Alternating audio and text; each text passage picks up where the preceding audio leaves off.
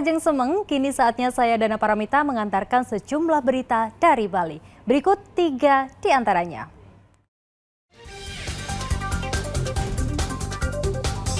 Petugas Loka Pengawas Obat dan Makanan atau Loka POM Buleleng menyita ratusan kosmetik tanpa izin edar.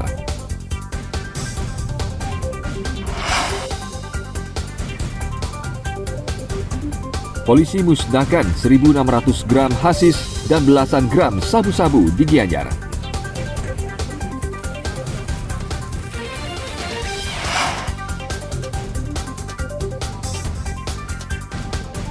Mencicipi lezatnya kuliner lak-lak biu khas Desa Penebel Tabanan.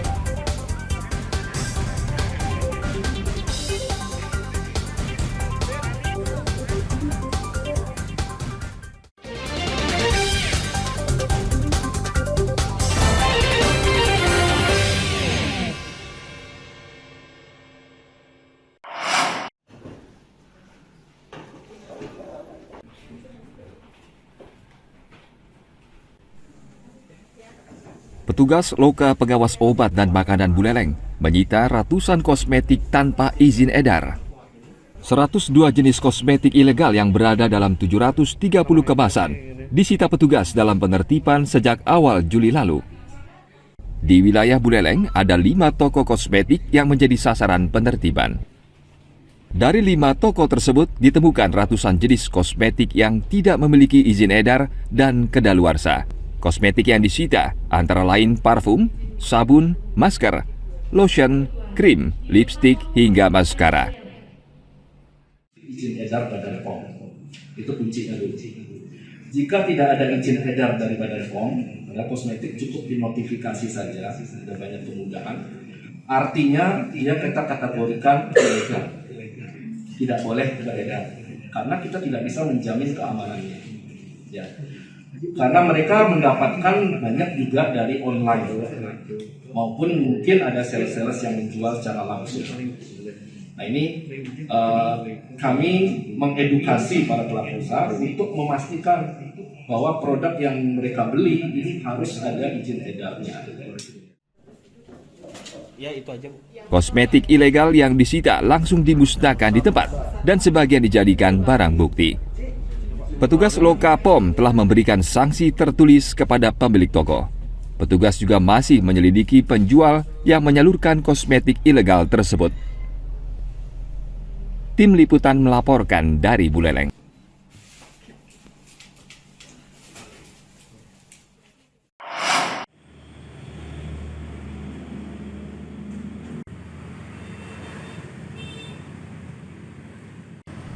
Pandemi COVID-19 menyebabkan usaha kerajinan ukiran dan sanggah di Desa Kapal Badung lesu.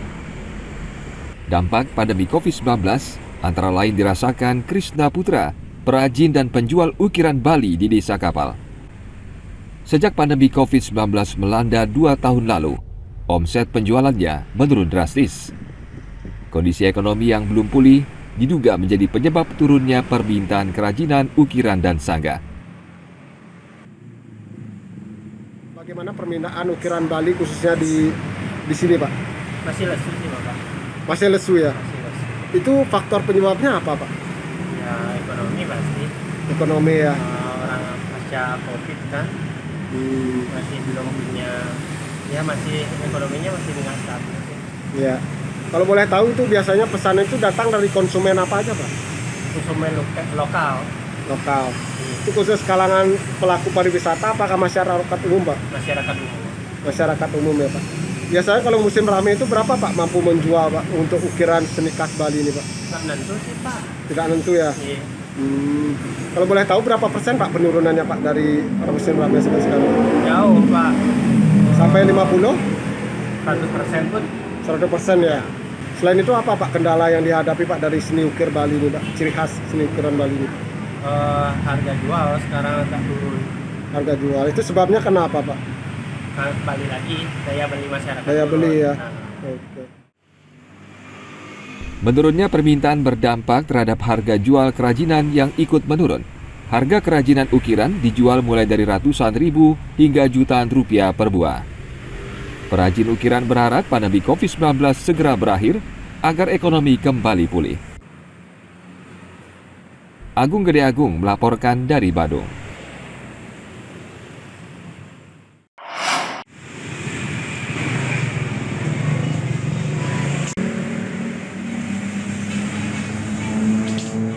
Pariwisata Bali yang perlahan mulai pulih berdampak terhadap usaha penjualan kaca di Kerobokan Badung. Meski belum seramai sebelum pandemi COVID-19, pesanan kaca kini mulai meningkat. Kaca dipesan untuk berbagai keperluan seperti untuk pembangunan atau renovasi villa. Ya, kalau penurunan udah pasti, tapi masih berjalan saja. Walaupun ya tersengal-sengal lah, ya kan? Gitu Pak. Kalau sebelum pandemi bagaimana Pak permintaannya Pak? Lancar dulu, oke dulu. Setelah pandemi ya begini kan, cuma bisa bertahan. Rata-rata berapa Pak setelah pandemi ini penurunan penjualannya Pak? Ya kira-kira lebih 50% lah. 50% ya? Ya, Pak, kalau permintaan kaca-kaca ini dari mana Pak? Villa atau ke hotel atau apa? villa, hotel, mebel, dan rumah tangga itu ada. Yang paling dominasi apa Pak? Villa ya Pak? Ya, villa. Sekarang baru lah mulai ada bergerak lagi. Bergerak ya. Pak, rata-rata kalau musim ramai dulu berapa Pak? Berapa lembar kaca bisa terjual Pak? Wih, itu udah pasti. Kadang ya banyak, kadang ya sedikit. Oh, Gitu. Nggak pasti dah. ya. Tapi setelah pandemi itu, waduh, luar biasa tuh pandemi. Ya. Jadi sekarang sudah ada sedikit permintaan ya Pak ya? Sekarang ini udah mulai menggeliat lagi. Tapi Ada belum- saja lah. Tapi belum maksimal ya Pak ya? Iya, belum. Selain digunakan untuk jendela, pembeli juga memesan kaca untuk cermin. Harga kaca yang dijual bervariasi tergantung ukuran dan kualitasnya. Pedagang berharap pandemi segera berakhir agar kondisi ekonomi kembali pulih seperti semula. Agung Gede Agung melaporkan dari Badung.